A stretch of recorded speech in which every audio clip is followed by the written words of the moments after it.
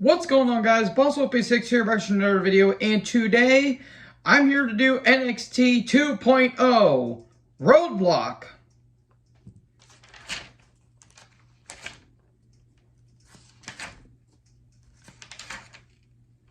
End of the line. No, I'm just kidding. It's just Roadblock. Holy crap, that was a shocker of a main event in terms of the winner. I'll get to that here in a little bit. Now, before I actually get into this review of NXT, I did see Revolution, AEW's latest pay-per-view. Quick thoughts, pre-show matches, they were whatever.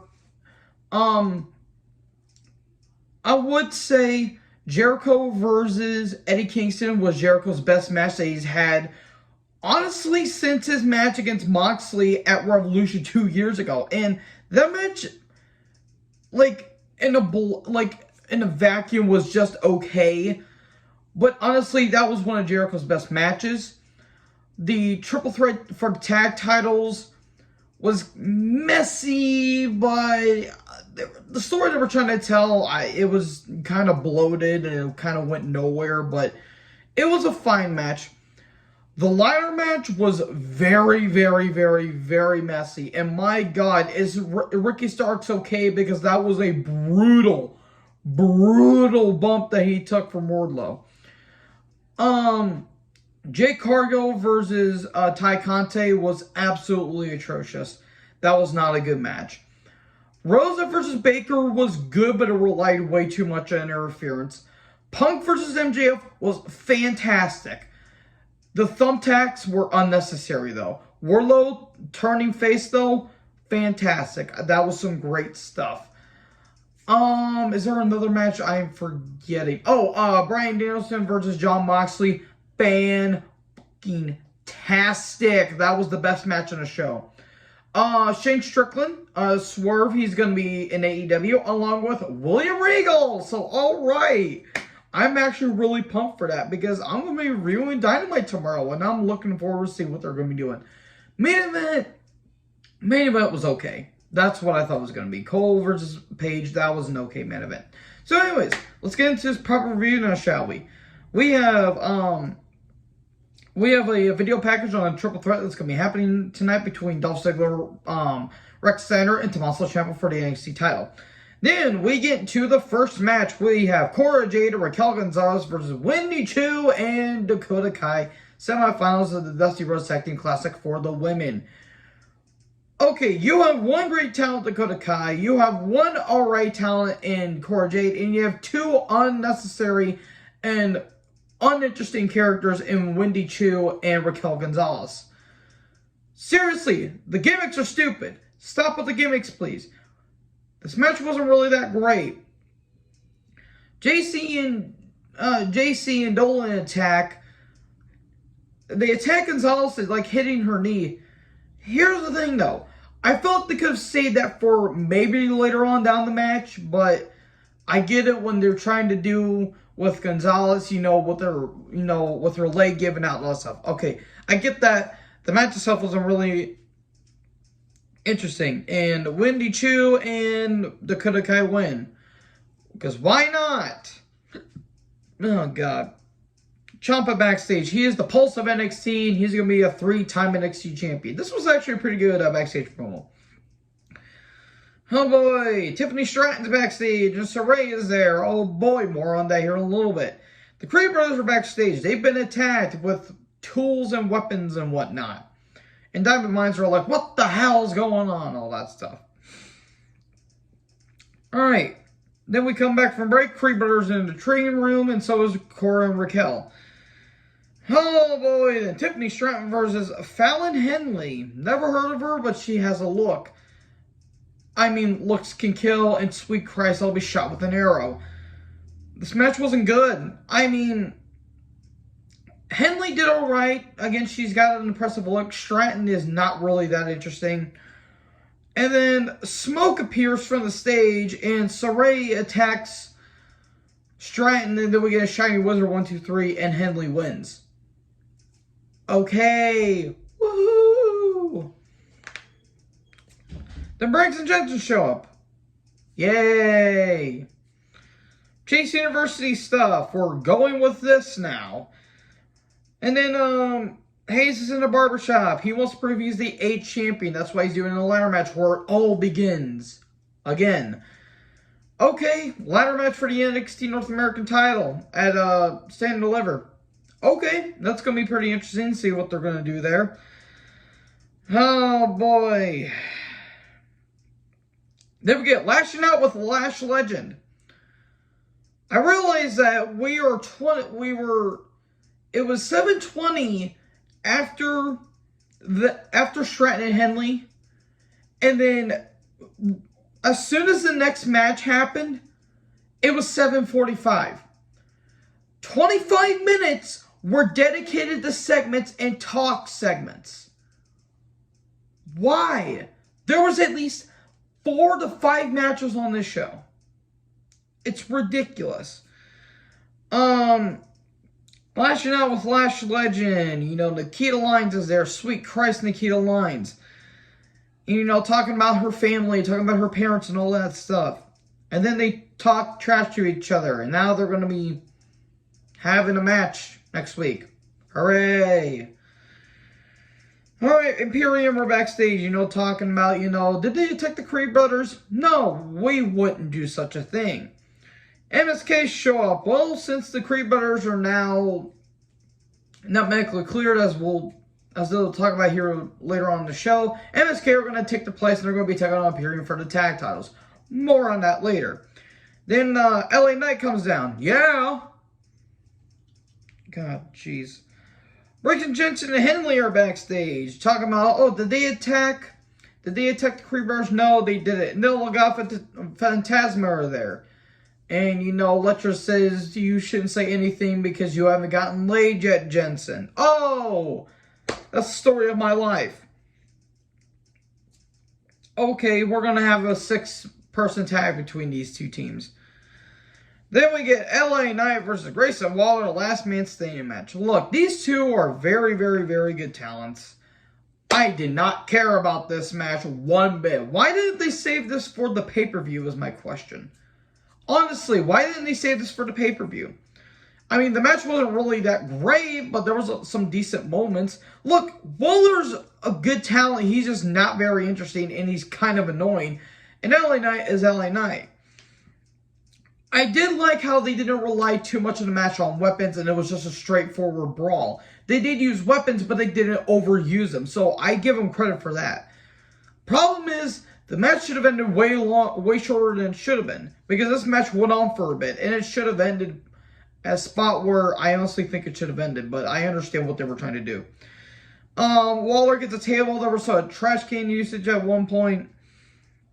They're on a scaffolding, and Knight knocks off Waller, and it seems like, oh no, it seems like Waller fall. No, Sangha shows up, and he's carrying him.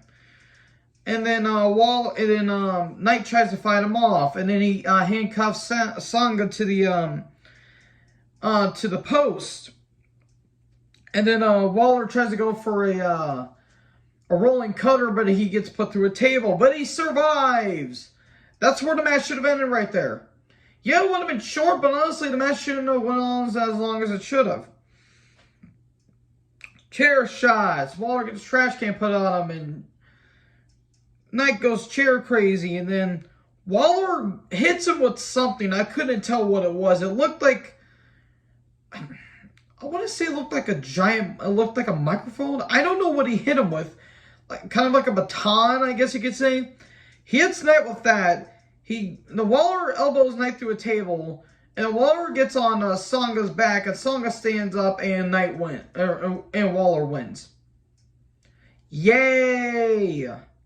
The match wasn't really worth noting. Steiner's backstage. He's talking about how he's going to retain the title. About that. The Angelo vignette, you know, he's thinking about, you know, how about I go after the North America title? I'll prove that, I'm Tony D. I'm Tony D. I can't do justice. I get why people don't like it. It's stereotypical, but I think it's very entertaining. Then we get Io Shirai and Kaylee Ray against Casey Carter.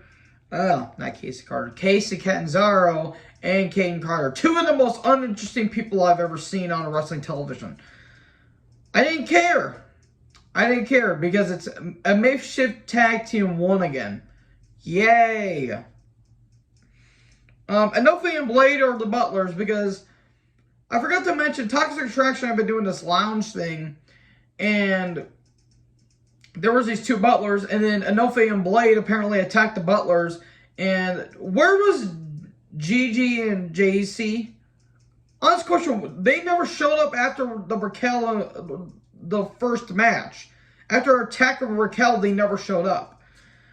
But again, I didn't really care about this match. There was a Poison Rana off of there was a Poison Rana to Kaylee Ray from Casey off of Caden's shoulders. That looked brutal. But in the end, KLR Bomb and the Moonsault 1, 2, 3 and EO wins. And then Jade attacks Rose, and we're going to have that match soon. Probably at the pay-per-view. Then Indy's backstage, watching their match that they lost to Windy Chu and Dakota Kai. And then Duke Hudson and Persia Parada show up, and oh, they had such a wonderful time and all that stuff. Well,